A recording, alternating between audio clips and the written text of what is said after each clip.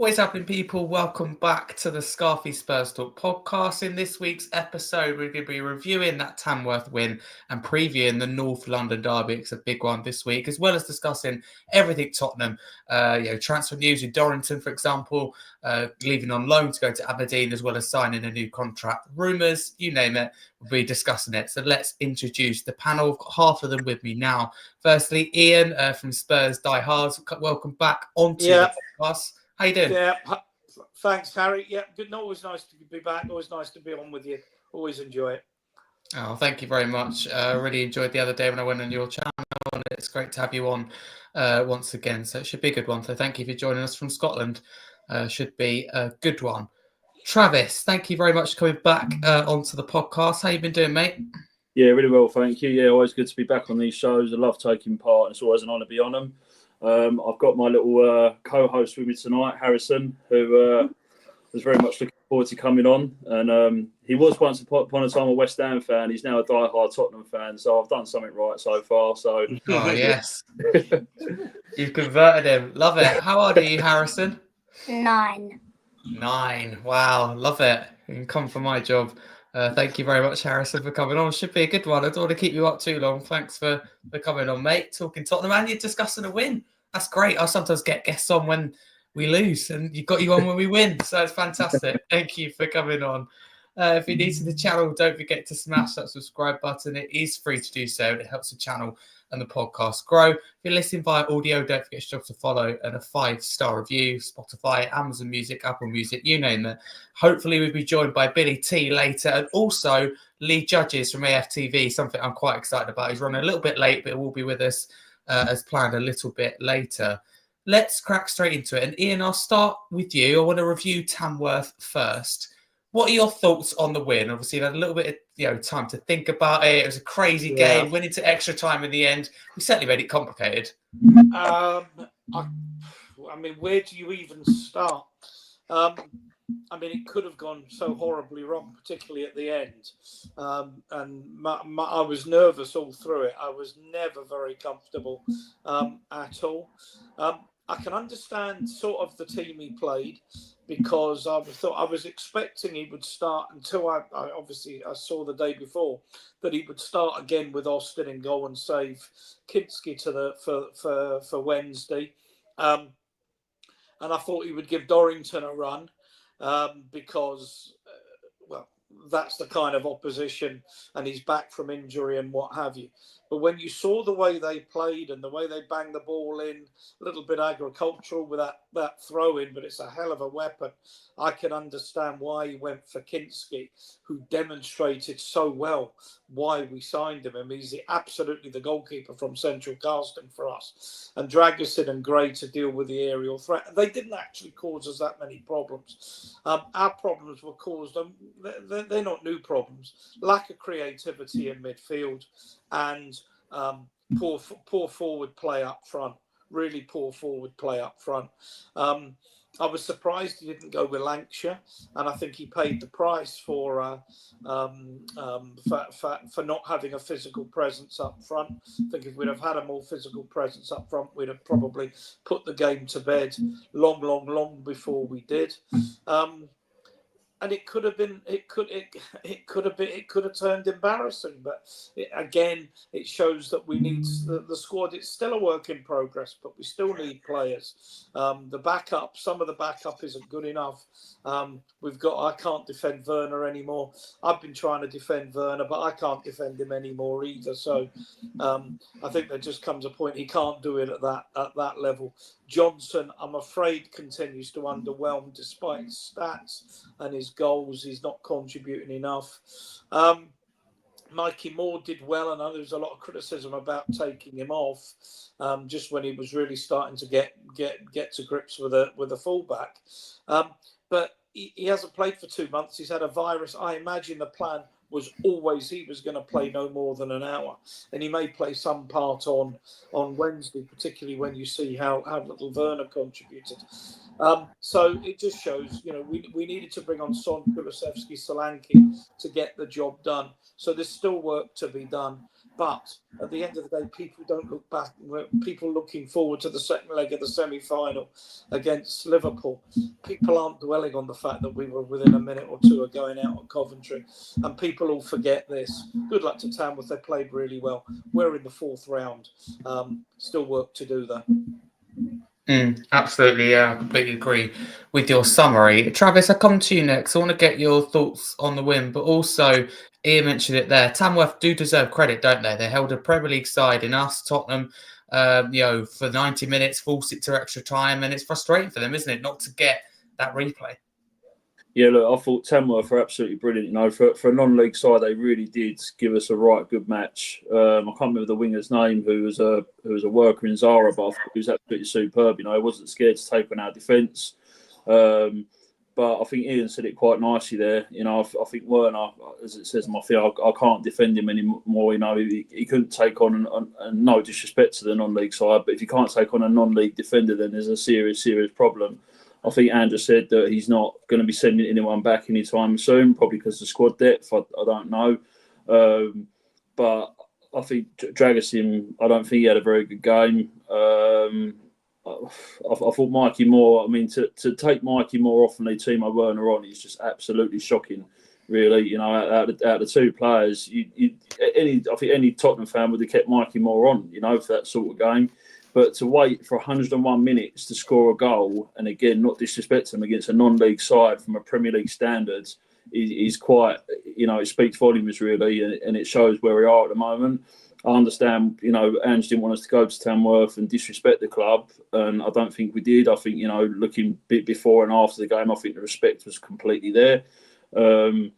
But you know, I just, yeah, to wait 100 odd minutes to score three goals, you know, it was a completely different game to what we played against Liverpool last week. Completely different, you know, the way we played was just completely different.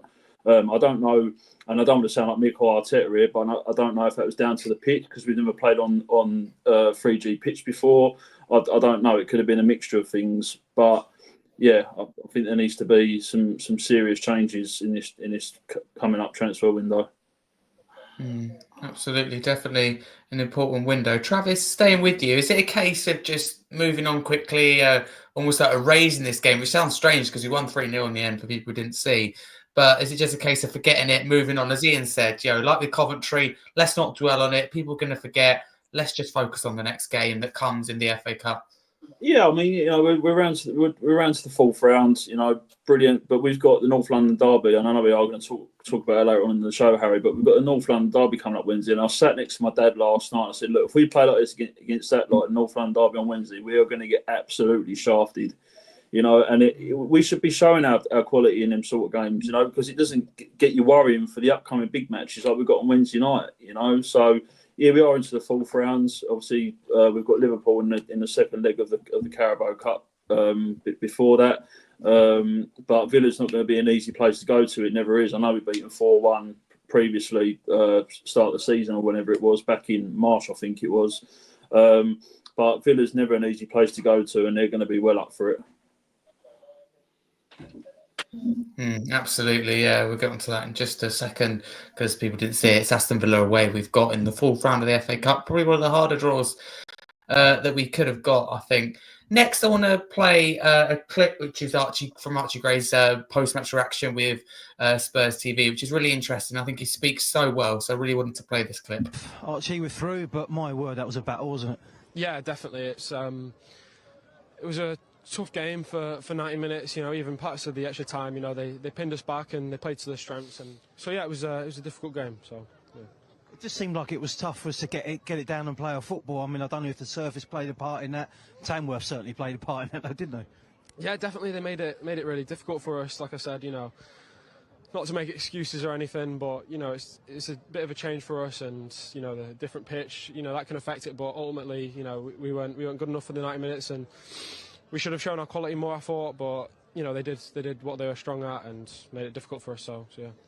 What were the messages before the start of extra time? Because obviously, I mean, they was out, it was goalless, it was tough. We had another 30 minutes to go and do it. What was said before we started again? Just keep playing our football, and you know, we'll wear them down. And for the 90 minutes, credits to them, they withstood it, and in extra time, I thought our quality shone through and we managed to get the result. So yeah. It's the first step. Sometimes the first steps are the hardest. So let's hope we get a good draw and we can go on from here, mate. Yeah, hopefully. I mean, it was a brilliant day today to be involved in, and I'm really grateful, just to experience, another English club and come here, and it was brilliant. So yeah, really grateful. That's Archie Gray. Ian, I'll come to you first. He speaks so well, doesn't he? I think really mature, professional, just like his performances on the pitch.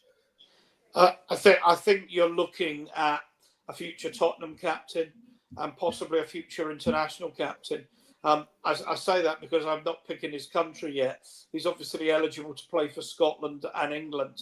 Although he's English born, he has some significant Scottish blood in his bones, and particularly probably Travis. If you talk to your dad, he'll remember some of his relatives watching some of the older Greys playing. I think Eddie Gray's grandfather.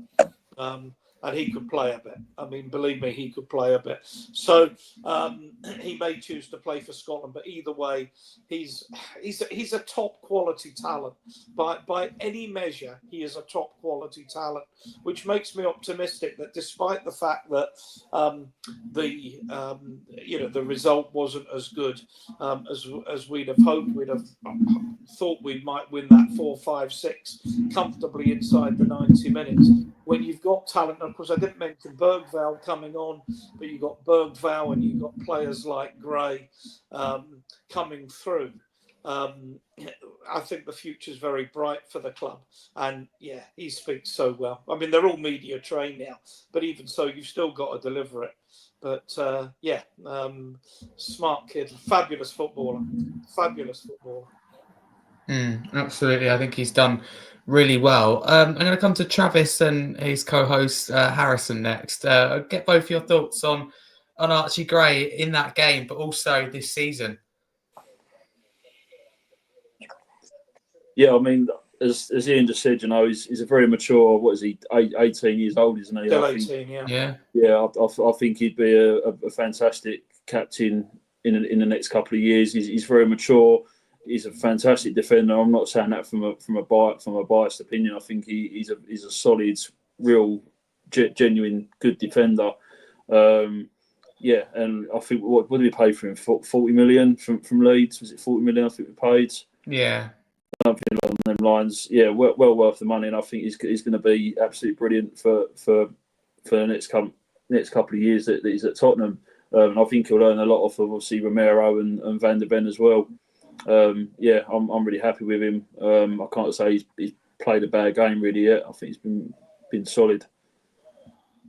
Yeah, 100%. I think he has been. Harrison, do you think Archie Gray's done well this season? I think he's done really well. Playing out of position from his normal position to centre back is just, and playing like that centre back is just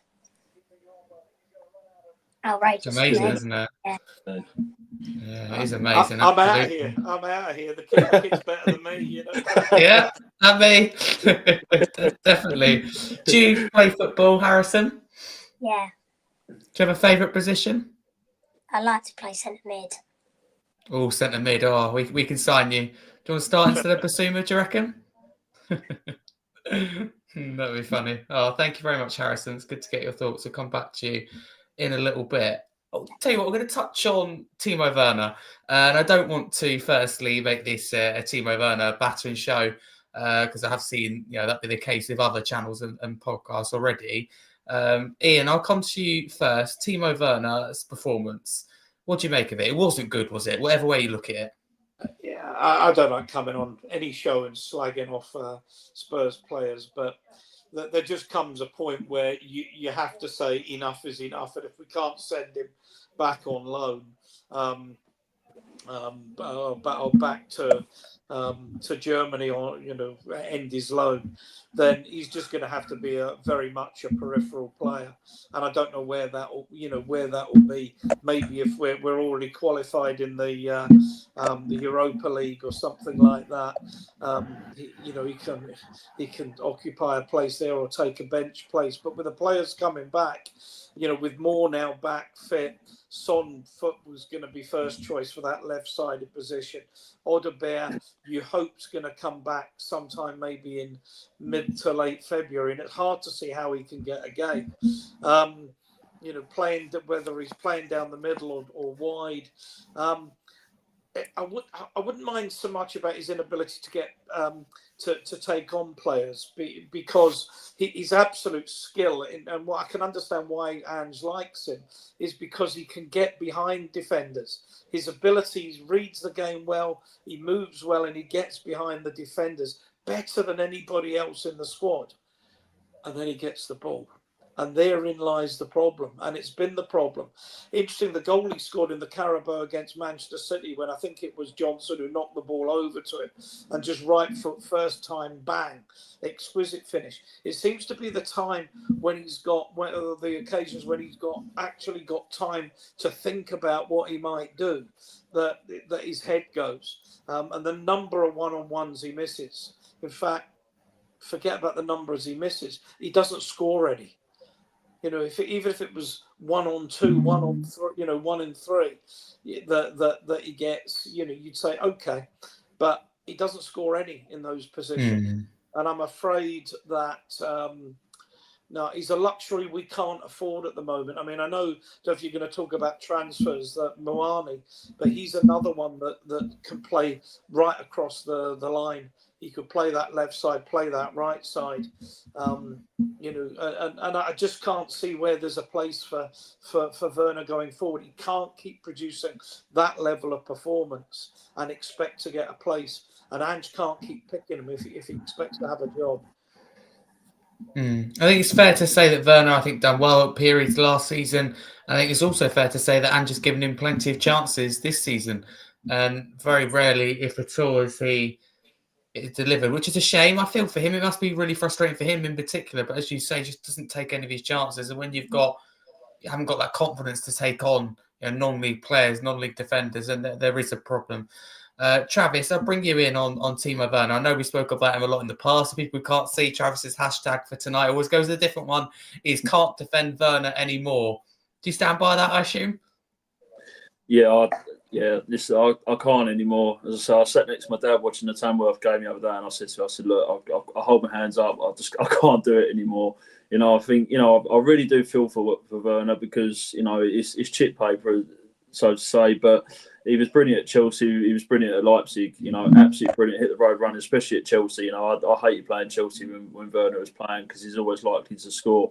But I just think he's lost his spark, and I say I don't defend him, but I just generally think that the player hasn't got any confidence. You've only got to watch him with his first touch. His first touch is just non-existent. He can't put a cross in, and he just can't hit a barn door. And it's frustrating, because I get excited over Tottenham, people coming to Tottenham, but Werner was one player that I've been so excited for such a long time.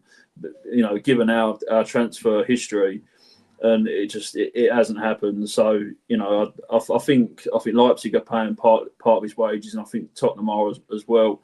So I think if Eintracht Frankfurt come in like people say on Twitter that they have done, then let him go. You got other players that can play in that position, i.e. Mikey Moore, and I'd give Mikey Moore that run out that he needs now he's back from injury. Just to add to what Travis is saying, I'm assuming that the club has psychologists and what have you who are working along with the coaches to put what's going on in his head right, to put him into a place. There's plenty of techniques they can use to put yourself into a place, to picture yourself scoring that wonderful goal for Chelsea or Leipzig in the European Cup or whatever, and it's clearly not working. Whatever's going on isn't improving. So can I add as well, Ian? You've absolutely hit the nail on the head there, absolutely spot on. But you never actually know what's going on inside of a footballer's life, and that's been given proof throughout the last couple of years with different footballers. Dele Alli, prime example. So you never know what is going on in a footballer's life. No. And that could be one of the main key factors why he is the way he is. It might not be. I don't know. It might just not fit Angie's system completely. Who knows? But yeah, I don't want him to stop playing football, and I hope a top club like Frankfurt do come into him, because I do wish him all the best. Yeah. I mean, that would be wonderful if he was going there, if there was anything in that. I can't believe there is. I can't believe they want to pick up 165,000 in wages. Well, if that's what we're paying. I can't believe we are, actually. But, there you go. Yeah, there we go indeed. I want to welcome onto the podcast Lee Judges from AFTV. Lee, how are you doing, my friend? Yeah, I'm okay. I've had better weekends. But, I love it. Yeah, sorry to bring you on after that as well. I was like, yes, go, come on. I'm not going to lie. I was happy with that. I was like, I've got to ask Lee about it. But, you took United to penalties. You weren't beaten badly. Well, look at it the other way, Lee. Yeah, we nearly lost in the end to a National League side. So I know we won in the end, but it wasn't. It's all about getting through. It's all about getting through. So it is. That is true. Man. Listen, Tottenham scraped, if I remember rightly, scrapes through against Coventry in the League Cup. No one thinks about that now, do they? So you just get yourself through. That's all you have to do. That's all you have to do. Yeah. Definitely, it's exactly what Ian and the boys were saying. Lee, I'll come to you actually about Spurs versus Tamworth. I don't know if you saw any of it, but what did you make of how Tamworth done? So obviously they held their own, didn't they? And I thought that they'd done really well, considering most of them part time would have gone into work this morning. Listen, I'll tell. I only see little bits here. I see like the end bit. But all I know is that all you Spurs fans were having an heart attack from that corner in the last kick of the game, and it falls out to that fella, the centre half. And I'll tell you what, if he'd have struck it well, it could have been a meltdown at Tottenham. But I know that they give you a scare.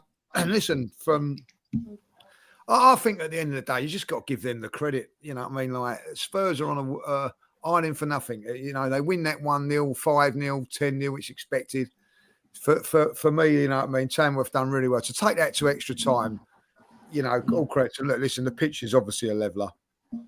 But you know what? I don't know about how you guys feel about it. I just feel that this FA Cup, they've just missed out on those part-time players have just missed out on the chance to play at probably one of the best stadiums in Europe, if not the world, at this moment in time. And I feel because of the greediness of everybody, they ain't got a replay out of it, which they thoroughly deserved, So I know that's the way it's gone now, but I think that for a little club like Tamworth, I think they should have the choice. And if you're not allowed to have a replay, they should say, right, okay, we'll swap it. We'll have it at Tottenham's training ground, Tottenham's ground, or Man United, or whoever, But no, fair play to them. They give you a scare. And that's the main thing, And but listen, you're through to the next round, and that's all that matters. That's how I see it. And credit to Tamworth, but listen, Tottenham could never get any credit out of that game whatsoever.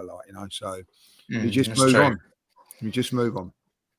Yeah, that's a good point. Even if we won convincingly, it's just the way it is. Any Premier League club, I think, again, when it's a non-league side, it's a no-win situation. But no, I'm with you in terms of all that matters as you progress, like with Coventry game, just get the job done. And we did do that. Ian, I'll come back to you before we move on to the North London derby. What positives do you take from that game? I mean, I find it weird to talk about a 3-0 win, and I'm trying to pick out the positives here. Would it maybe be in terms of individual performances? Maybe I'm thinking. I think so. As I said earlier, I think we talk about scouting and what have you.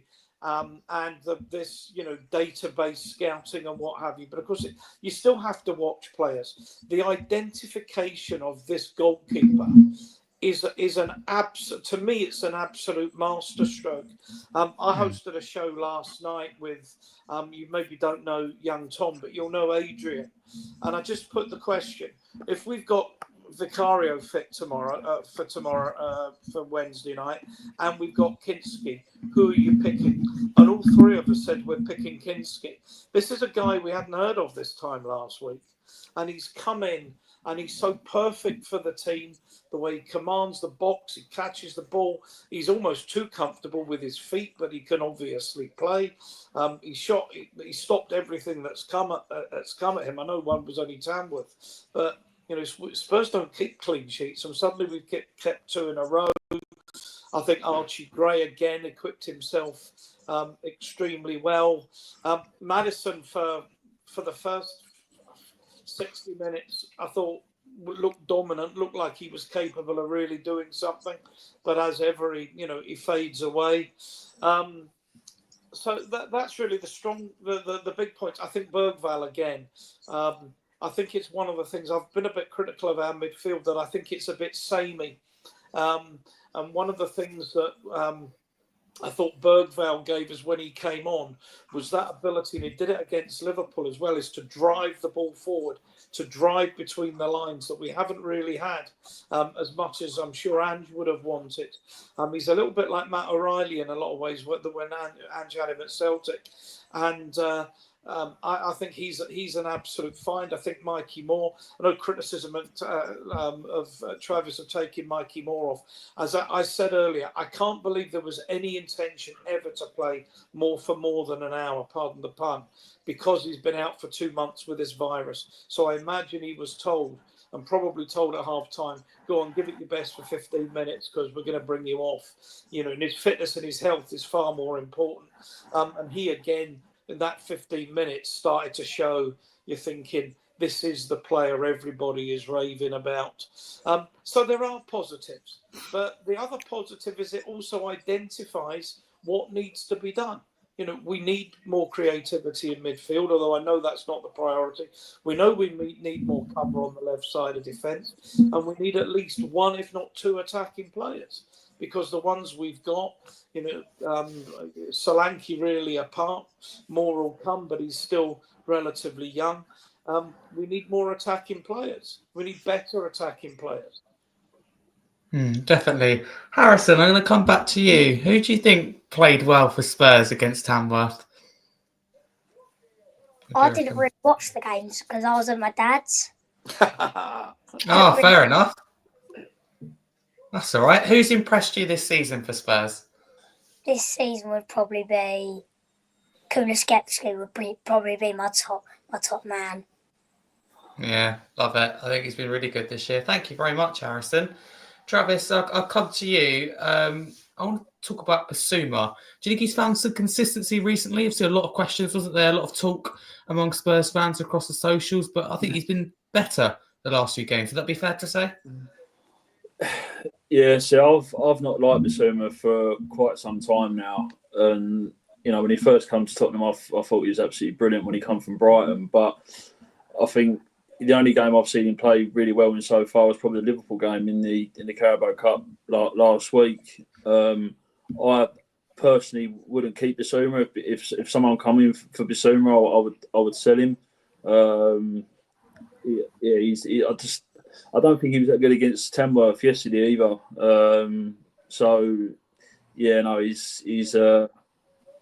He's not really the player for me anymore, unfortunately. No. Okay, no, that's fair enough. Lee, I'll come to you. Sorry to bring it up, but can you get your quick thoughts on that game against Arsenal? Obviously, you were knocked out on pens in the end. How about missing that penalty? Obviously, Xerxes scoring the last one for United. What were your thoughts on the game? Did you deserve to go through? Did you feel? No, shocking. You can't. The end of it. Man United are a poor side. I have to say, it did nothing really. But we never had a shot. We never laid a glove on them, so they got players sent off, and then we missed chances. Don't take chances. Don't deserve to win the game. And then obviously the penalty was never a penalty. No. But you take it. But you got, sometimes you don't get things in life you deserve, and so you've got the chance. You got to bury that. Keeper makes a good save. From then on, it was a matter of, if we don't score, they're going to win on penalties. It was as simple as that, And we haven't done enough. I don't say enough. I think against Newcastle we played well, but we missed chances. But in the game against Man United, you know, I'll give credit to Newcastle. They were good defensively and had players that could hurt you, as we all know. But Man United had one shot on the whole game on target. They never really looked like coming there for a win. But you've got to break those teams down. You've got to punish them, and we didn't, you know. So deserve to go out of the cup. I don't listen. No one likes losing. You know, you don't like it, but there's a way to win and there's a way to lose, and there's a way, and that is not the way to go out of the cup, in my opinion. You know what I mean? That's 3 years now. 2 years on the spin in the third round at home. Oh, mate, but you know, Liverpool, Man United don't matter. Fourth round against Man City. The round before that, the year before that, Nottingham Forest at home in the third round. So 4 years out of 4 years now, we've not got past the fourth round. You know, and that ain't good enough for a club of our stature. Like, you know, I know sometimes you have the luck of the draw and whatever, but two of them have been at home. You know, so you know we've won one cup tie in the last 4 years, and that was against Oxford away. You know, so it's not a great record. So pressure's on. You know what I mean? Pressure's on the manager. You know, to deliver something. As I said, you don't mind going. You know, like if you go out gun ho and put in a performance, you can take a little bit of consolation from that, whether you be Arsenal, Spurs fans, or whatever. But that weren't acceptable on Sunday, and it was a poor show. But we move on. We move on to Wednesday night. You know, and that's what we certainly do. No, thank you, Lee. I do really appreciate your honesty as always. Well, I like to get you on, so thank you, Ian. I want to talk about quickly Spurs' fifth round draw, Aston Villa away. I mean, probably the toughest draw we could have got, right? Or certainly one of them. Well, I mean, you could have got Liverpool away, Man United away. Yeah, I suppose so. Yeah. Well, I would have taken United away. Right. Look, it's a tough draw. You always want to get home draws, and you always want to get draws against lower division teams. We haven't had the greatest of draws over the last few years, but we nearly lost at Coventry, a game we should have won. Christ, with that last minute, we could have gone out yesterday, been utterly humiliated. At the end of the day, if you're going to win a cup, you've got to beat the best teams. We've got a good record against Villa. We do have a good record against Villa. And much as, I think it's a very, very tough tie. And it will be right in the middle. We could be having to play a two-leg playoff in the Europa. It comes, I think, just before... I think it's the weekend before we go to Anfield. But a lot will depend as well about what Aston Villa are in the Champions League and in where they are in the league as to how high they prioritise it over a top four finish and or over progression in the European Cup. So, or the Champions League. I'm showing my age. Look, it's not a great draw. I'm not going to pretend it's a great draw, but it's not one that makes me think, oh my God. And I would expect by then as well, we will have players back. I still expect us to sign certainly a couple of players before the end of the window, if not three. And we'll have, Romero back, Van der Ven back, Richarlison, but he'll be back. Bentancur back. So Udogie probably back as well. So we will be, and we'll be able. That also means we'll be able to rotate. So, hopefully these players will be strong for the last half of the season because they've had so much time out. So, not an easy draw, but yeah. No, exactly that. Thank you very much, Ian. Travis, I'll come to you. Last but not least, before moving on to Arsenal, Alfie Dorrington signed a new contract today with the club until 2029, but has also joined Scottish Premiership side Aberdeen on loan for the rest of the season. What did you make of this? Did it come to you as a surprise? Obviously, a lot of people have been saying, Ange, why hasn't he started Dorrington? But they clearly trust him, don't they? If he's been given that, long-term contract, that contract extension, which is, I think, really good to see. But do you think going to Aberdeen can help him for his development, getting some minutes?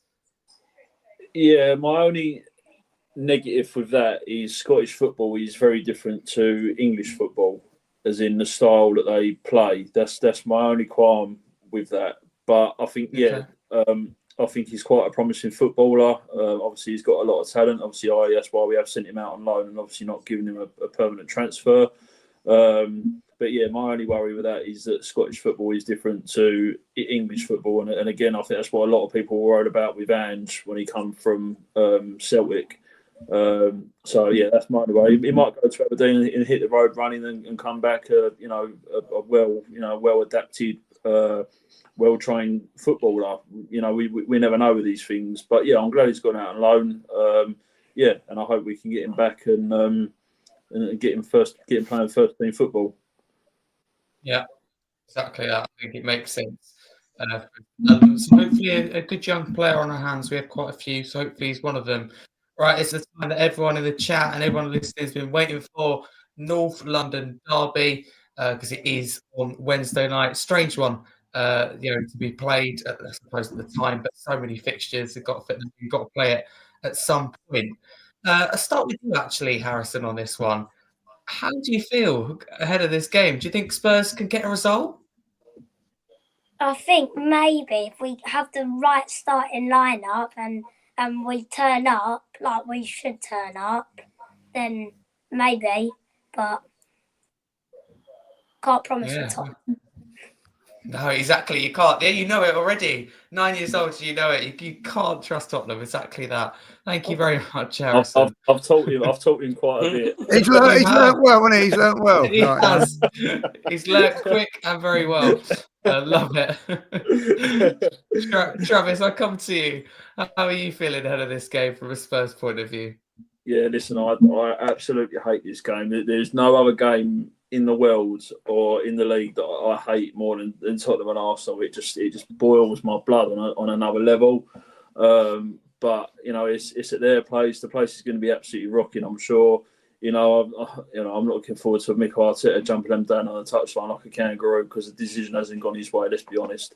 But yeah, as I said earlier, if we play like we did against Tamworth over the weekend, then we're going to get absolutely torn to pieces. They've got a fully fit squad. I know Calafiore's out with an injury at the moment, isn't he, Lee? Is he out with an injury? Yeah. He's not going to be about.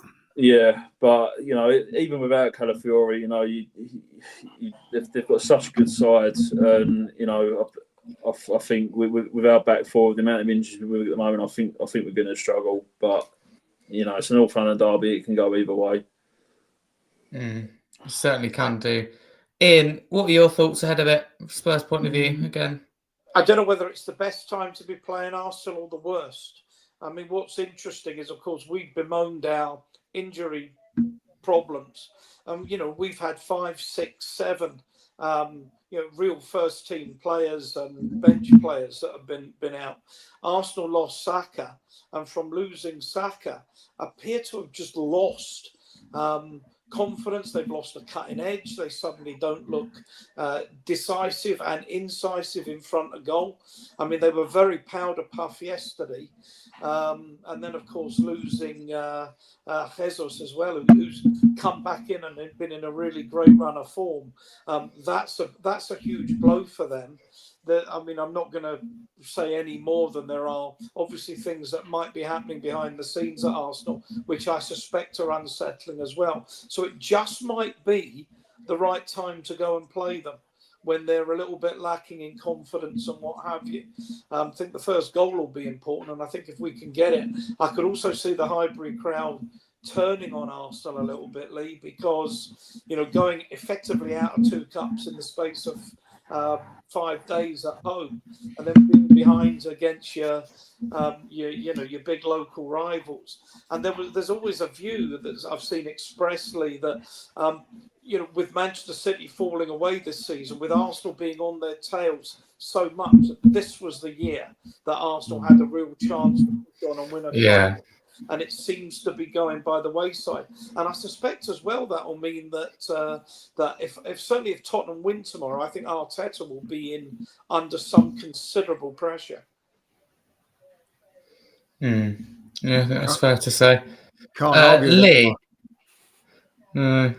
you can't. I think that's the reality. I was actually going to ask you about that later. But Lee, how are you feeling it? You know, going into it, Arsenal point of view, obviously a good record, North London derbies, especially at home, but obviously not the result or form you would have wanted. No, like it's on the back of two disappointing results, not just results, performances as well. Like maybe not the Newcastle game, but the way we play. There's a blueprint out there how to play Arsenal. There's a blueprint out there. Everton have done it. Ipswich have done it. Newcastle have done it. Man United have done it. And if Tottenham do that, they've got just as much ammunition and tools to beat Arsenal. It depends if if Ange comes and plays the way he normally does and goes to. Thank you very much, because we've been struggling the last few weeks with teams playing low blocks against us. We've been struggling. Brentford, by the way, are the only team that's come out and played against us in the last 3 or 4 games, and we beat them 3-1. You know what I mean? Like no one's going, oh, well played, Brentford, well done, and all that, like, you know. And the team before that come out and give us a go was Crystal Palace. We beat them 5-1. No one's going around and going, oh, well done, Crystal Palace, for coming out. But all the other teams have played low block against us, and we have struggled big time. Now, if Tottenham come and do that, Tottenham have got the players, whether you rate them or not, to hit us on the break, and have got those players. And I'm they on their day, Solanke, like I've been impressed with him. He can hold the ball up really, really well. And 2 wide players, whoever you choose, can on their day be dangerous. And then you've got the likes of Kulusevski in midfield. If he plays in midfield or plays out wide, one or the other, that can supply them players. So it's up to you. It's up to you how you want to play this, Tottenham Hotspur. If you want to come and play, come and play. If you want to play the blueprint that other teams have gone with, then I think you've got a damn good chance of beating us. And it's a worry. It is a worry that if, because a lot of Arsenal fans are saying, like, oh, it's all right, we've got Tottenham there, come out. It won't be like we've had the last 3 or 4 home games. The last 4 home games, by the way, have been Everton, Newcastle, Ipswich, and Man United. We've not been convincing in any of those games. So, look, listen, I hope you do come there and open up against us and go toe-to-toe with us. I feel a little bit more confident. But if Tottenham stick in, defend well. Listen, I'll be really honest, Man United didn't have to defend that well against us. Really, they didn't really have to defend. It weren't like unbelievable tackles, unbelievable this, unbelievable that. They just sort of like said, all right, you play in front of us and we'll just keep our shape and you try and break us down. So it will be interesting what Tottenham do. For the first time in a while, I'm not going to lie, I'm worried about this one. I've always felt pretty comfortable when we're playing at home because of home advantage and that, like, But I think we've been poor at home this season for most of the season. Like if it was away from home, I'd be a little bit more confident because that Spurs would come at us and whatever. I think Spurs fans will be interesting to hear. That's really interesting to hear. Be more confident away. That's something you don't hear a lot, especially your record at the Emirates against us as well. Yeah, not just Tottenham. It's just the record against, everybody. I mean, we smashed Everton, left, right, and centre over the years. You know what I mean? But we didn't this time around. Couldn't break them down. Would still be out there now when they're breaking Everton down, like Listen, if Arsenal get the first goal, then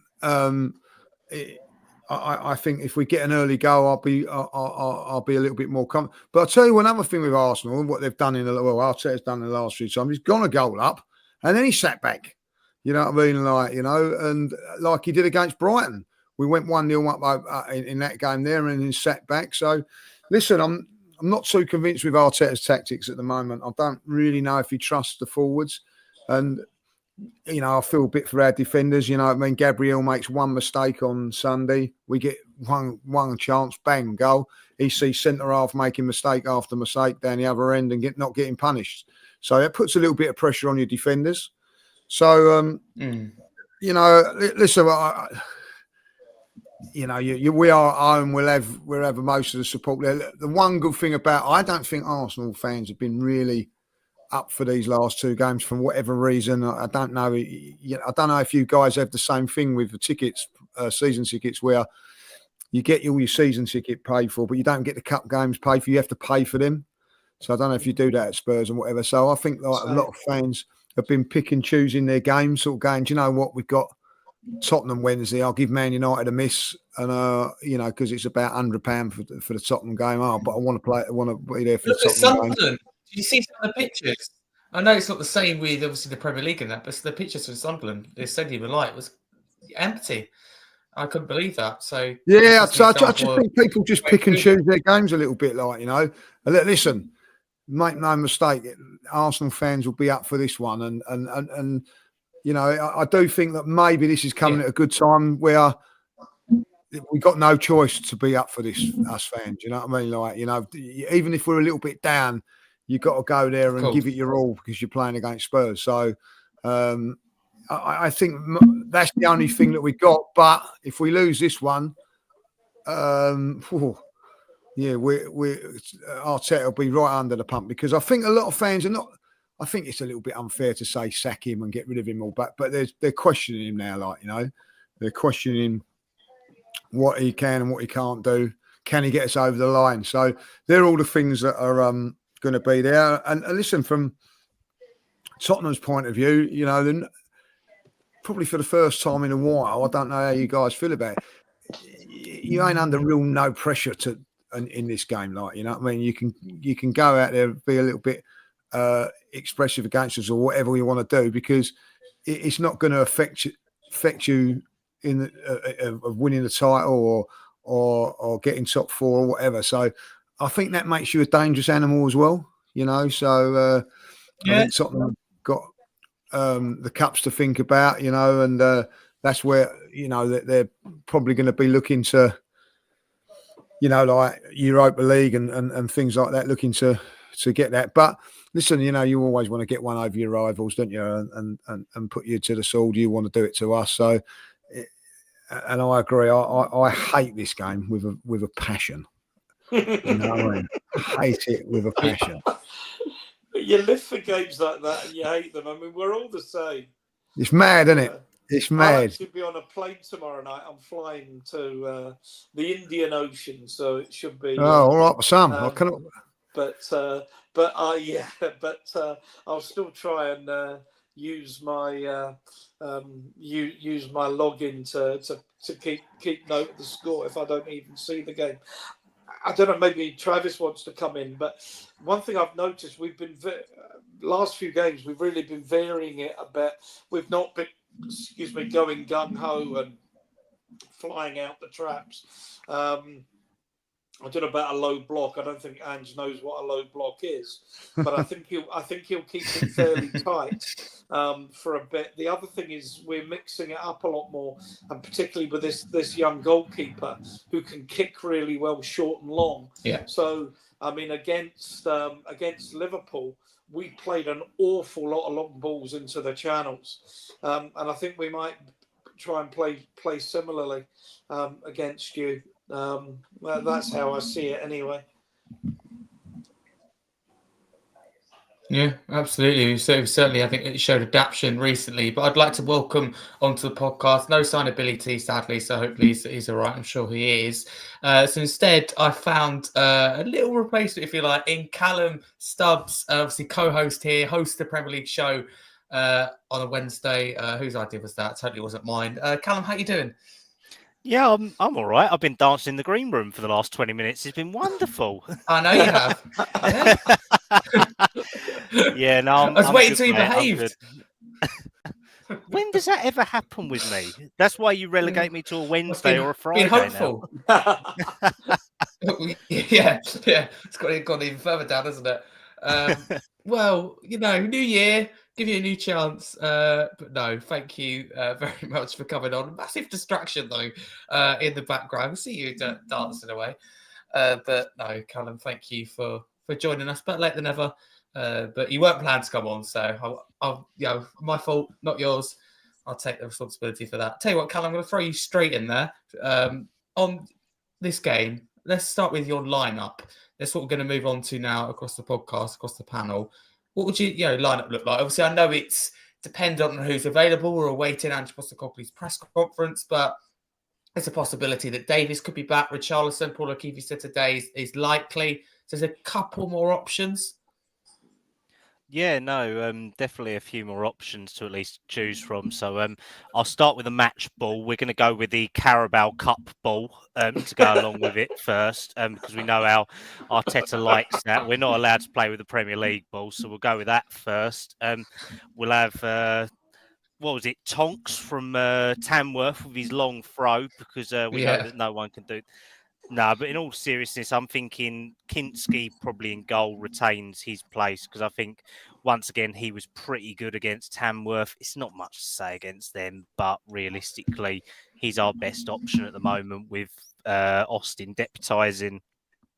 I'd go Spence right back, Reguilon left, Gray and Dragusin in there. I think Porro needs to be dropped because he was appalling yesterday, and how he stayed on for the whole 130 minutes or whatever we played, I don't know. I think we're limited in midfield, to be fair, so it's going to have to be probably Basuma, Sarr, Maddison with Son, Kulusevski and Solanke up top, because I didn't see enough of Johnson yesterday to justify anywhere near the starting lineup.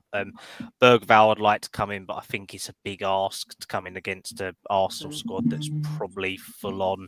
You need more levelled stuff. And then bench, God knows what we're going to scrape out this time. To be honest, maybe Richarlison comes back, but if Timo Werner's on that bench, then I'm afraid that he needs to go down the job centre in Highbury and all that before the game and get a different career, because after yesterday, it was ridiculous. Let's put it that way, mate. Yeah, we did discuss him. He weren't good. I think we all come, to a agreement on that. Is fair to say. Harrison, I'll tell you what, I'm going to come back to you. In terms of what Spurs team plays against Arsenal, are there any players that you want to see play? Travis is always telling me Bergvall's really not a really good player. Yeah, and when we play FIFA together, and I say in my head, I think he is. So I would like Bergvall to play. My mind has changed on that, by the way, Harry. I would start Bergvall over Maddison Wednesday night, 100%. Yeah. Well, just because you scored a goal in the 86th minute against Liverpool. Well. Trav, you're rolling back more than Werner was yesterday. Let's put it that way. You've been caught out here, Travis. Thank you very much, Harrison. I totally agree with you. I really like Bergvall. Silly Travis for not trusting him. I agree with you. Should we ask Travis now what his lineup would be? Let's see if Bergvall's in it. Take it away, Travis.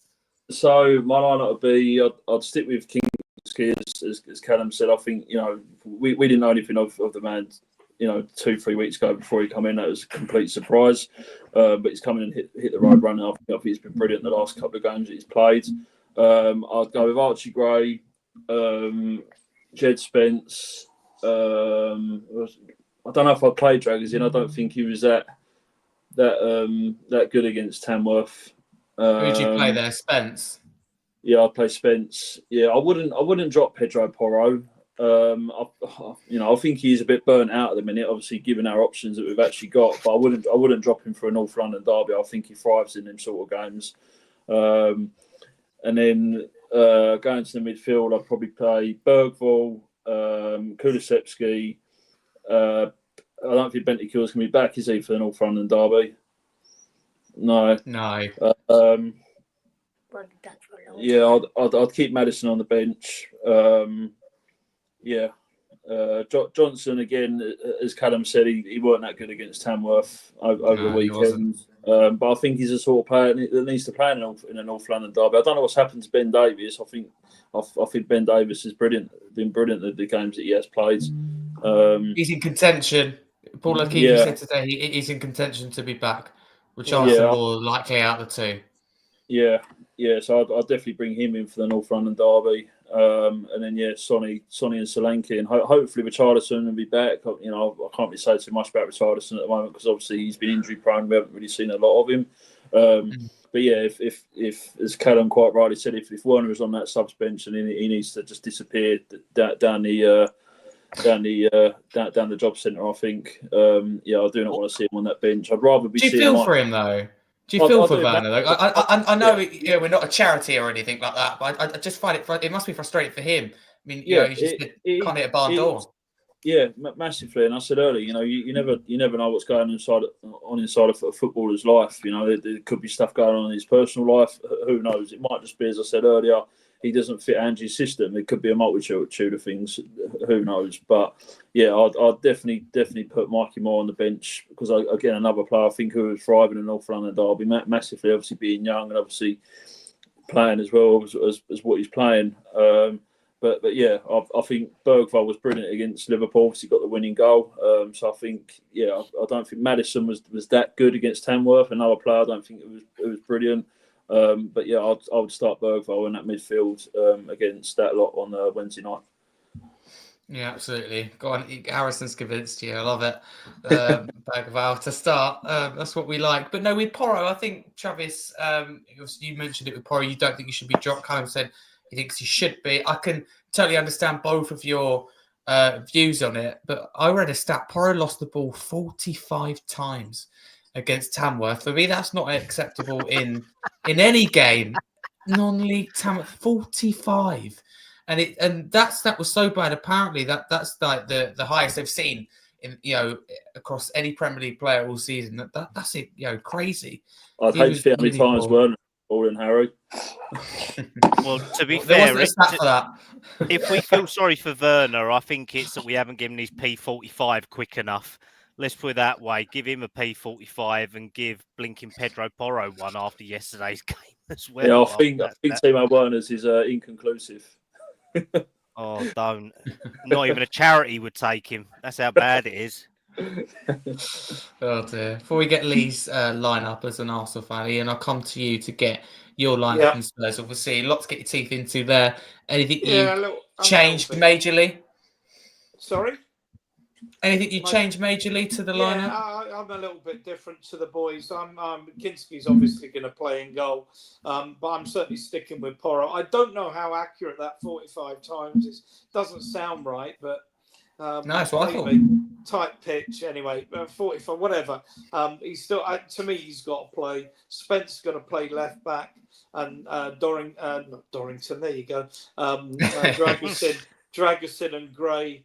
In the middle, I think that picks itself, and then it depends on where you're going to play, who you're going to play. You're going to play Johnson or Kulusevski. You can't clone Kulusevski and play him in both roles, but I'm going to play him wide right up top, which means my midfield is going to be Bergvall. I think Bergvall absolutely earns a starting place, and probably because we're really short of options again, Bissouma and Sarr, so I'm benching Maddison. Bentancur is obviously a week away from coming back. I think I would have started with Bentancur if he was fit. And then I'm going to play Kulusevski, Solanke and Son. If Richarlison and Davis are back, then that's a really good indication that players are coming back bit by bit. More on the bench, Austin on the bench, that's 4. Maddison on the bench, that will be 5. Reguilon 6. And I think, is it 7 or 9 on the bench? I can't even remember how many. Is it 9 now? 9. I mean the young lad, the midfield player who hasn't had a game but has been in the squads. I imagine he'll stay there as well. Oh, Olise, yeah. Yeah, Olise and Dorrington obviously won't be on the bench. So so but that's the starting team I'm going to play. Okay. Yeah, cheers, Ian. Thank you for that. Lee, inform us on the Arsenal, injury and team news situation. Obviously, you have got a few players out yourself, Yeah, especially recently, and you're like, yeah, we've got I think Timber's going to be out for this one. I think he's picked up an injury, so it'll be obviously Raya in goal, Thomas Partey at right back, two central defenders, Saliba and Gabriel. I think Miles Skelly play Miles Lewis Skelly play on the left back position. I would imagine no Calafiori. I don't think Ben White's not ready yet. Neither. I know he's back in training, but not nowhere near ready. Midfield's going to be interesting. What they go with.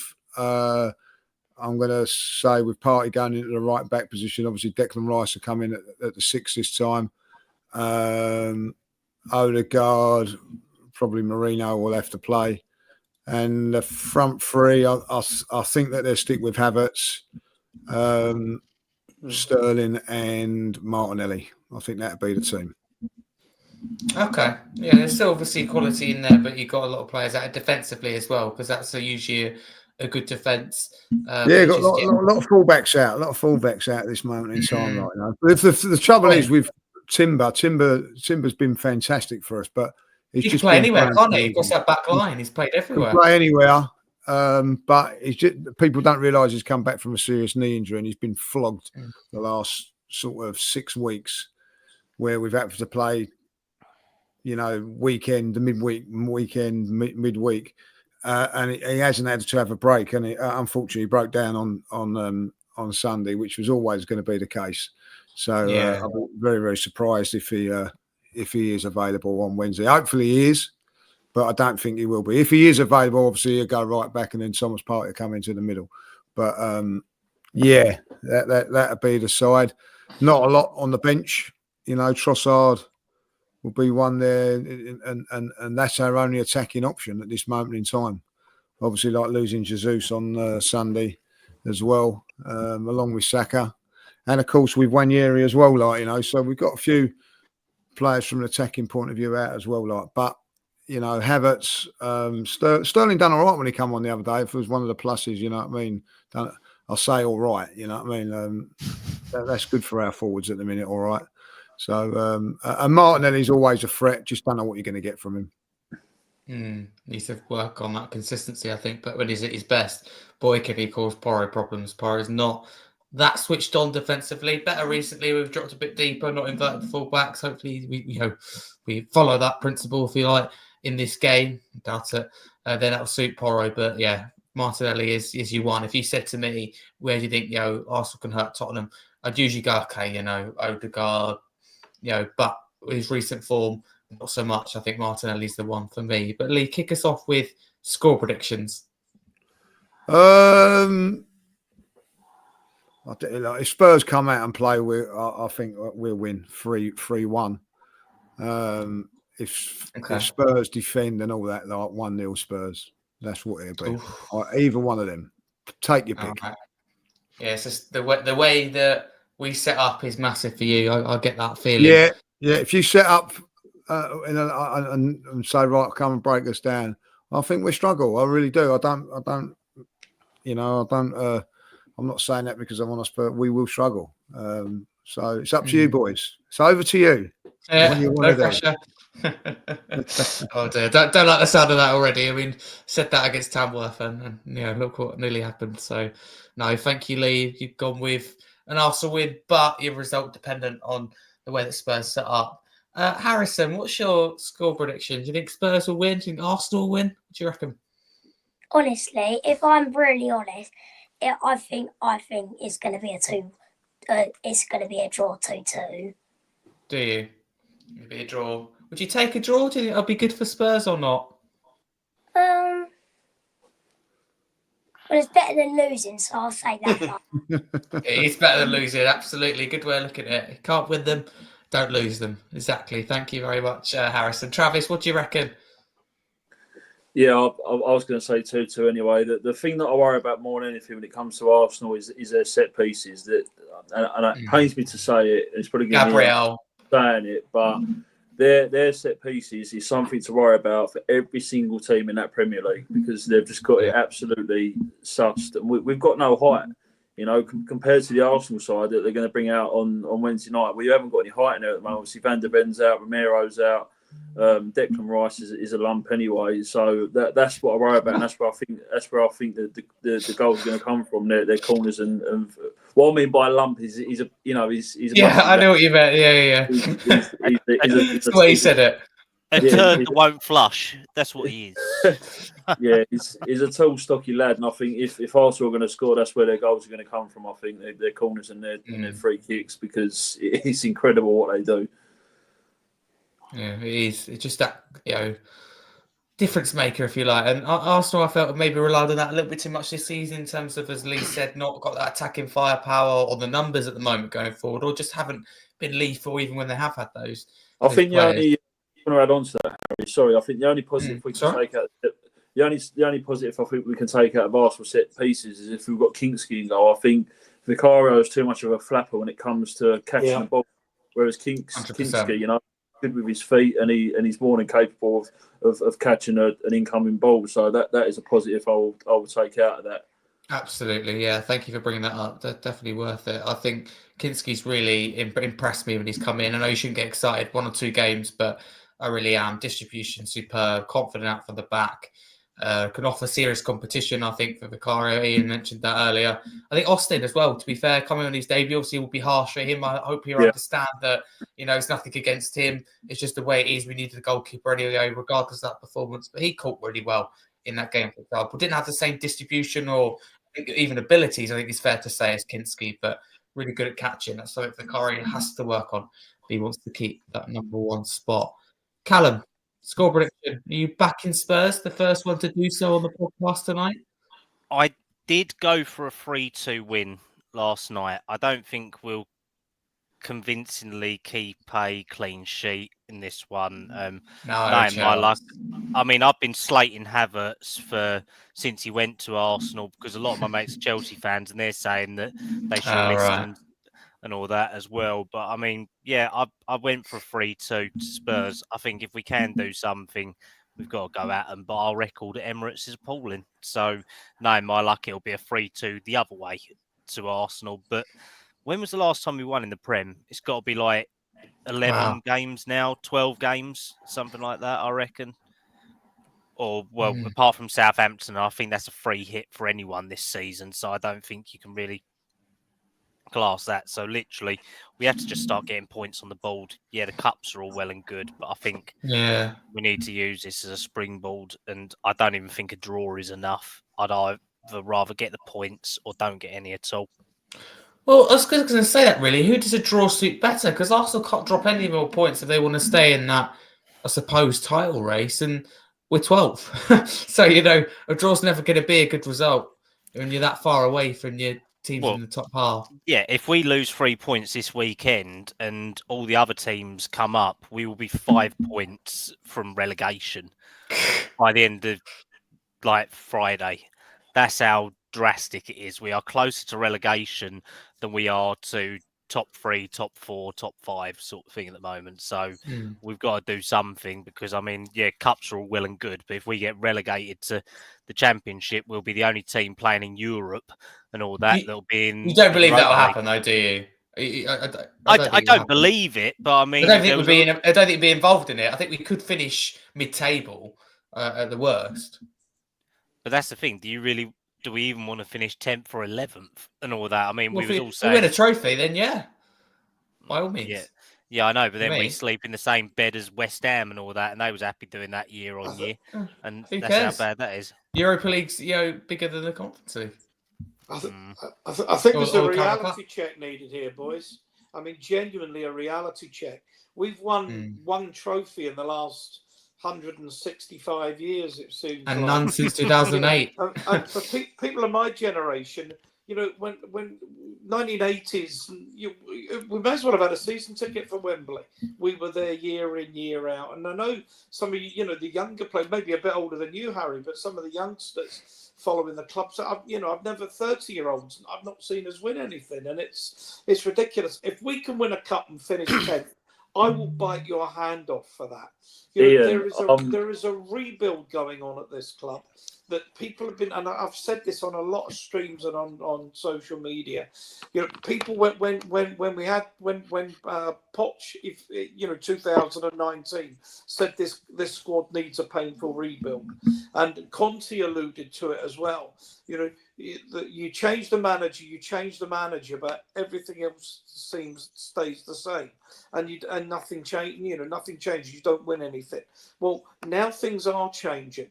We got rid of a lot of players in the summer.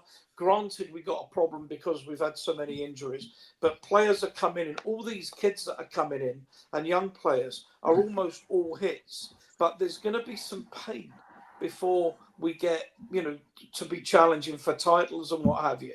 We got two 18-year-olds, 21-year-olds and 22-year-olds playing out there. It is going to take time, but if we can, 100%.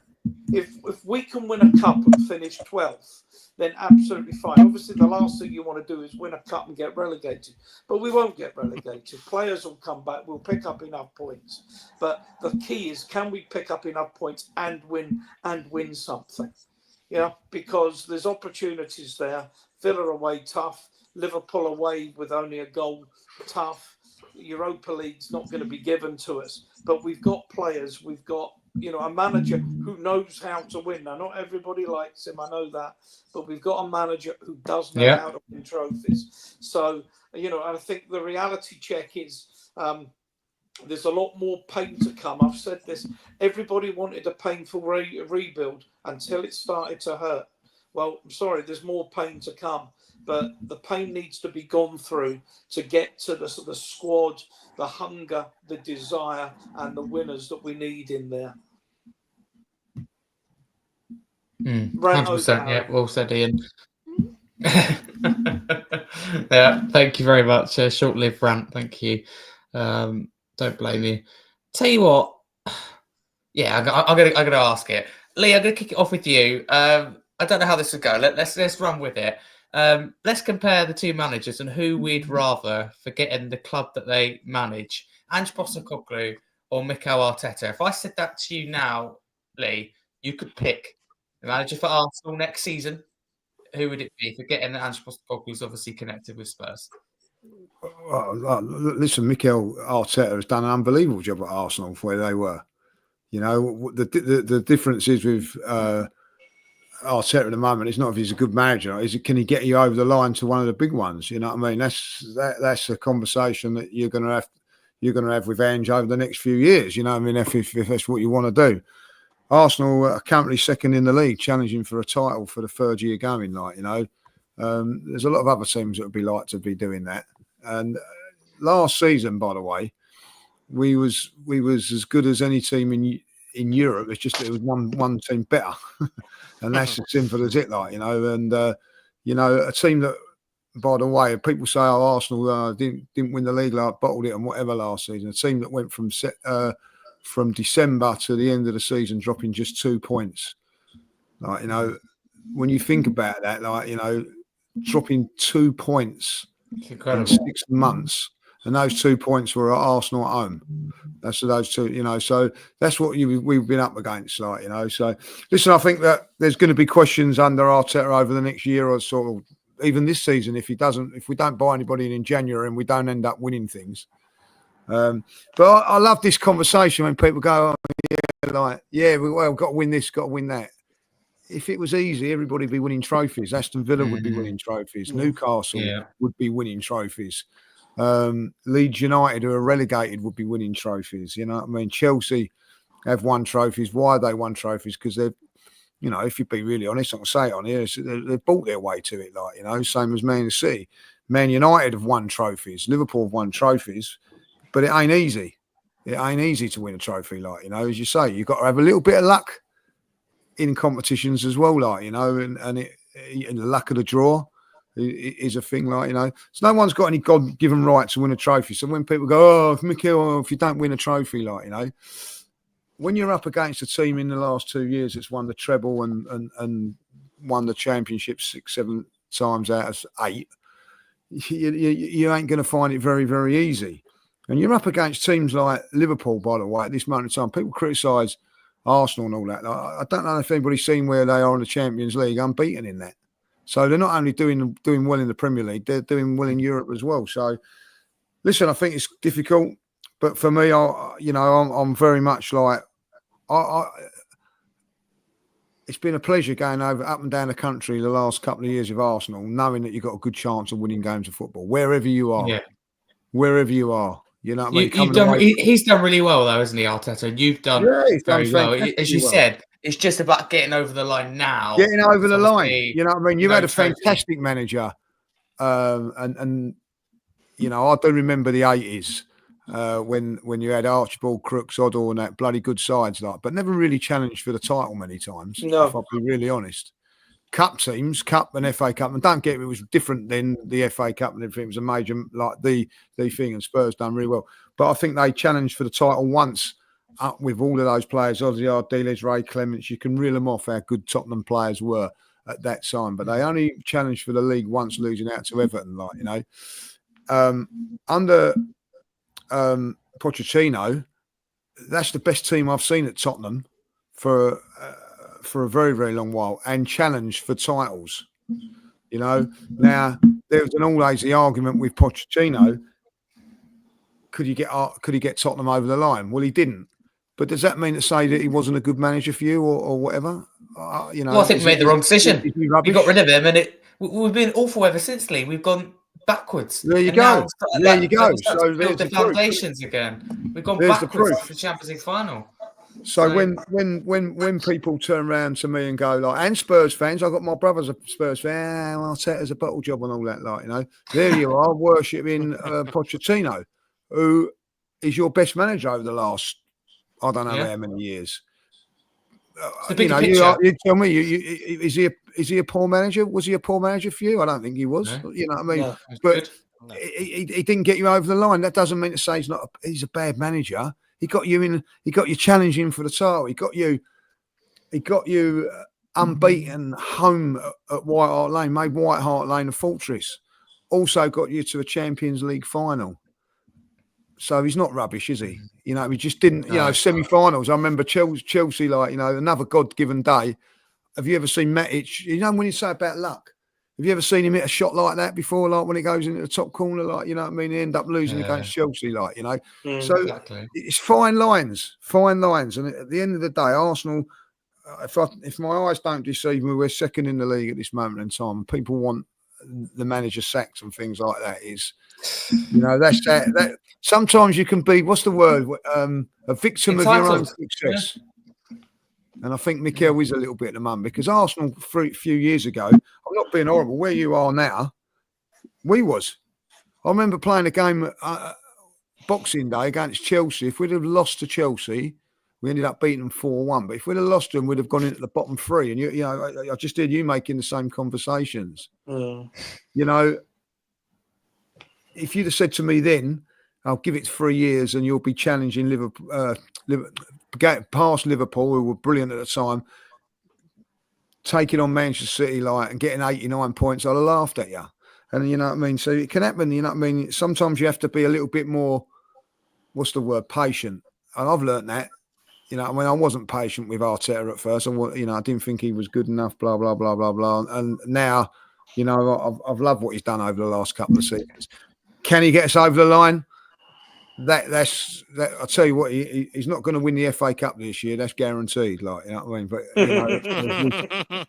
we've still got a chance of winning. We've still got the chance of winning something. And sometimes, I'll ask you now, you know what I mean? I know Tottenham fans are desperate for a trophy. I get that, But come on, Was you enjoying getting second in the league and knowing when you're going up and down the country you was going to win games?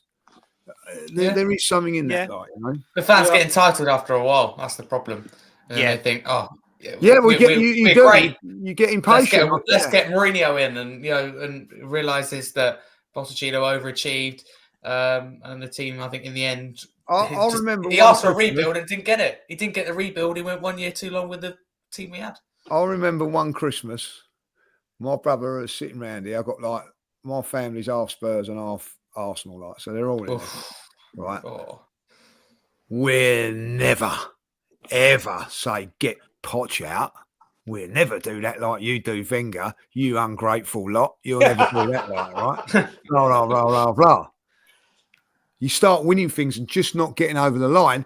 Got to go. He's got to go. We've got to get Mourinho in. Like, so that's how things change. That's how because you get to a certain thing, and like, you know, like for us, you know, was it? I don't know how long ago it was. 3-4 years ago, I walked round after you'd beaten us 3-0, like, and the in the concourses at Tottenham, they were all, I could hear it all going, like, you know, celebrating that you got fourth, like, you know. At the end of the day, like, and I'm not knocking that because we've done the same, but getting fourth's not good enough now for us. You know what I mean? Like, oh, that's, you know what I mean? Like, sack the manager because because we're in second. So things change, and I get that. Like, you know, Tottenham win a trophy, they want more. You know what I mean? It's how it is. You get, you know, and as you say, like, so. Yeah, you know what I mean? If I would have walked out, I was walking out in the stadium and someone would have said, oh, don't worry about it, let them all celebrate that. We'll be where we are in 2 years' time and they'll be in 12th. I would have laughed at you.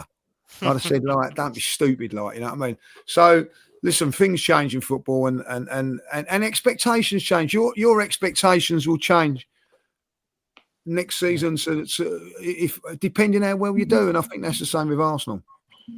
Yeah, exactly that. I think you're absolutely spot on.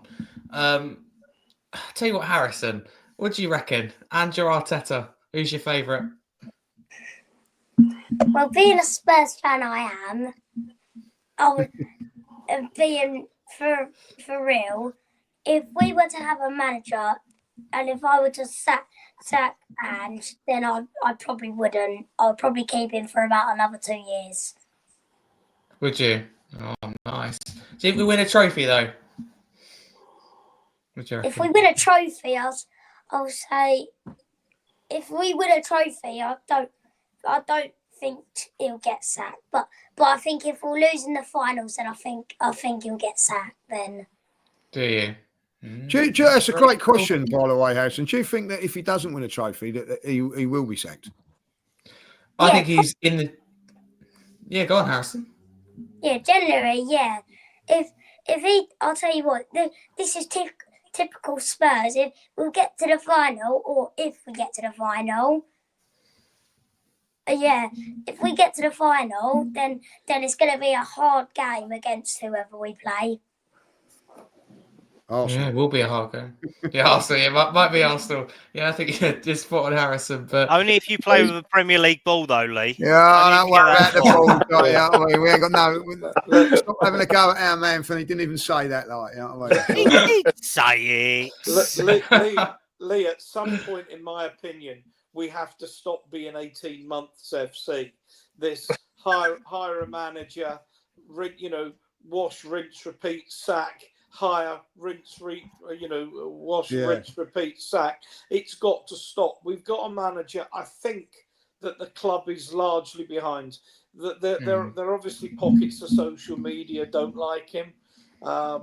People that think they know absolutely everything about football tactics, and that the coaching staff know absolutely nothing. That's the way of the world. This is a manager with a proven record, and he's pulled off some fantastic victories for this club. Some absolutely fantastic victories. The squad has needed rebuilding. That is going to take time, but arguably the best young player we've got isn't actually playing this season. He's in Belgium because he's under 18, and that's Vuskovic, who is meant to be, the exceptional centre half of his age. I think we stick with it. I mean, obviously, if we end up in a relegation struggle, it's a very different matter. But I think with the way things are going and the progress being made and the players coming through and the injuries that we've had, you stick with this project. For once, Levy has to get a manager and stick with him. Shouldn't have sacked Pochettino, should have given him money. But, of course, he had the stadium to pay for. And I gather Mourinho told him he didn't need to buy players. He just needed to get more out of the ones he got. That was music to Levy's ears, not having to spend money at that time. Well, I think. Yes, but shame on him for falling for that. Shame on him for believing Mourinho wouldn't need any money to spend when his career and Tell track me record about it. suggests otherwise. And that's the thing as well. It's like the hatred is more towards the Bald and Daniel Levy at the moment compared to Ange. I think that's one thing that's in his sort of favour and all that. That people hate ENIC more as a business, and the amount that would rather. I mean, I saw pictures yesterday of Levy, Donna Cullen, and a couple of others sitting at Tamworth, and Yeah. obviously we probably saw the slogans around them and all that got posted on social media, but the hatred is there towards the Bald and ENIC It's itself. understandable, and I don't have a strong view, and I never have done. But it does seem to be that we just go through manager after manager after manager. We don't back them, and I hope this time's different. It's proven so far. But Callum, me and you know, we all know on this panel that if Spurs weren't in the Carabao Cup, weren't in the FA Cup, and let's say we lose to Rangers, he'd be gone. Because Levy will be like checking the table every minute. He doesn't like that we're 12th, and none of us like it. Let's be clear. But that is what matters to him, But as soon as we go out that Carabao Cup, that trigger button, is very very close, and I do believe that because it's all about money, isn't it, mate? At the end of the day, of course it's about the money and the business side. And I mean, literally, canned goods have longer sell-by lives than Spurs managers. That's how bad it is. Literally, tin food. But the time of recording, we're 13 days into the window. We started off really well, bought in the goalkeeper. But that's it. And I know January's been a dry window for a lot of other clubs. We do need a lot. Well, we're stuck on Colomani at the moment. If the links are to be believed, there's no one. He's not going to come. It's just pipe dreams and blowing smoke in people's faces as usual and all that. And if you go for him, you probably could have another Werner. Let's put it that way. That one right. That might be a good time to end. Anyone got any last minute comments before we wrap up? Yeah, I just want to comment on something that Lee said earlier about Arteta. And again, it pains me to say it, being the Tottenham fan I am, but I think the proof is in the pudding. That if you stick with a manager and you give him the backing, you give him the time to build the squad depth and the squad in general that he wants, it works. And it's proof in the pudding with Arteta. No one wanted him at Arsenal 3-4 seasons ago or however long it was. They weren't very good, but they've stuck with him. They've seen him out and given him the players that he needs. So I think if Levy can give Ange the support and the help that he needs in the transfer window and give him the player that he wants, I think we could end up like what they are. Yeah, exactly. Yeah, thank you very much. So that is our North London derby preview. Exactly. Yeah, exactly. Both teams come into it with not very good form, but just the confidence that a win for either side could get. For Arsenal, all of a sudden, we're in that title race. Spurs, come on, we can get back into the top 6. It is a massive boost. I don't know what a draw would be. Who knows? It depends on how the game goes, but both teams will want to win this game. But we think that wraps us up nicely for this week's podcast. So let's go around the panel and see where you can find them across social media. Firstly, Callum, thank you very much for coming on and stepping in Billie T's absence. Where can people find you across social media? No, thanks as always, mate. You can find me at CallumSubs97 on Twitter. You can find me on the Premier League show this Friday because the North London Derby clash. You can also find me at Park Lane Podcast on a Sunday, and I'm doing a youth podcast on Thursday this week as well, all being well, with a couple of German youth scouts. So all being well, that should go live in the next couple of days after that. I assume that's for Park Lane Podcast. Either for Park Lane or for myself and all that, so anyone can go and check it out, sort of thing. Just see what they want to do.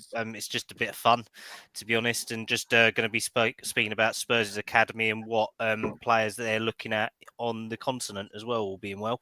Oh, fantastic! I have to take a listen for that. And as Callum said there, Premier League show is the host of until I've done my exams this year, and it's Friday this week, which we found out we're scrambling for a date. We realised it clashed the North London derby, so I'll take responsibility for that. That's why it's on a Friday night. But thank you, Callum, as always. Ian, always a pleasure to have you on. Thank you very much. Twice in quick concession. 3 times we include me coming on Spurs Die Hard, which is a real pleasure. Always a pleasure to share the screen with you. where can people find you and talk to people about your channel? Yeah, absolutely. Well, you can find me at Shaggy1712 on Twitter, on X as it's now called. Yeah, I co-host Spurs Diehards TTID, Tottenham Till I Die. We go out on Tuesdays, Fridays and Sundays at 8 p.m. Sunday is my normal day, my normal night to host. But tomorrow I have a special where I'm having Sean Butler of Spurs Talk TV Nice. to talk about the ownership issues, the issues surrounding the shareholding, who owns the club, opportunities to sell and what have you. It's not going to be a Levy out show or anything like that. Just going to be a factual business show about how the club can move forward, what the options will be, ownership models, etc. That's at 8 o'clock tomorrow. If anybody's interested in coming into the chat and watching along, or catch it on YouTube anytime after. That's 8 o'clock tomorrow night. Fantastic. So go check that out, guys. Thank you, Ian. Firstly, Harrison, thank you very much for coming on. Did you enjoy that? Yeah. You did. Thank you. Do you want to come back on again another time? Mhm. Oh, lovely. Yeah. It'd be great to have you. Thank you very much, Harrison. Love it. You can take my job. Yeah, talk more sense to me. Thank you very much, Harrison. And Not Travis, hard. where can people find you? No, that is true. Thanks, Travis. Yeah, firstly, the most important thing, I just want to say a massive thank you for letting Harrison come on the show tonight, Harry. It just goes to show what a thoroughly decent human being you are. So thank you very much for that. And also, he's very much looking forward to getting his own Twitter account set up and on the show as quick as possible. I think he's outscored. I think he's outscored me tonight, especially with the Bergvall comment. Highly embarrassing, but we moved. You can find me on Twitter at @OfficialCastar. I am also on LinkedIn. I don't know if anyone else is on LinkedIn, but give me a follow on there because I do a lot of my mental health work on there. Also on Twitter. So yeah, absolutely brilliant to obviously have some great guests on again tonight. So yeah, thank you for having me back on. And I think Harrison wanted to say to you, Lee, that don't forget that Arsenal from Woolwich and not North London. Oh dear. Thank you to both of you. Thank you. No, thank you. Always welcome, both of you. Harrison as well, definitely. Thank you very much, mate, for coming on. And Lee, I mean, you may be an Arsenal fan, but I always enjoy getting you on the channel, on the podcast. Always something I look forward to. So thank you for giving us your time. Where can people find you? They should know. They should know. Just a quick word, Harrison, is that you've still got time, all right? You've still got time, right? You've got time to enjoy your life, like, you know. So, Lee Judges, Lee Mark Judges on all socials. Listen, been a pleasure to be on. Like, yeah, Ian, have a lovely holiday. You know. Yeah, thanks, Lee. Good talking one. to you. And I have to say, you know how it is. I can't wish you lot any luck or anything. No, or you. It's respect, though. I respect my neighbours. I thought you were temporary neighbours. I thought they'd just put you in temporary accommodation for a little while, Lee. Nah, look, come on. We took over. We took the look. We took the key. We took everything. I was going to say, you stopped the little thing in the meter going round, ain't you now? You've tapped into the electrics. It's wonderful. Yeah, we sort of like got our own electricity bill now and everything like that. We're doing all right over there. Don't worry about that. Oh, dear. Leave that for another day. Building plot in Woolwich vacant for you lot to return to anytime you like? No, I think we're quite settled in North London. I don't know, we've got a little bit of rivalry with Enfield. They're a tough scene to beat every now and then, Crystal Palace is not our rivals. I actually like Tottenham being our rivals. Come on, you love it as well. Yeah, I just wish it'd be battling for the title. And we look like. Well, I like you where you are. No, we want to be further up. It would be epic to see, but no, thank you to Land everyone Registry for coming don't on. like where you are, mate. What's that? Shame Land Registry don't like where you are, mate. It's all right. Well, I understand that you actually are in Middlesex. Is that right? Not London. I don't know if that's true. Is it or is that a rumour? It's all class through you, Les, now. So I think it's all London, ain't it? Right, we're part of this discussion for another day. Thank you very much. Big shout out though to our sponsors, Security VPN and the Kitman. As we, in 2025 now, they continue to be our sponsors. Subscribe to the channel and podcast if you're listening on YouTube. Audio, do smash the follow button and leave a 5-star review. Sorry, Lee, but a massive come on you Spurs. What colour will North London be this weekend?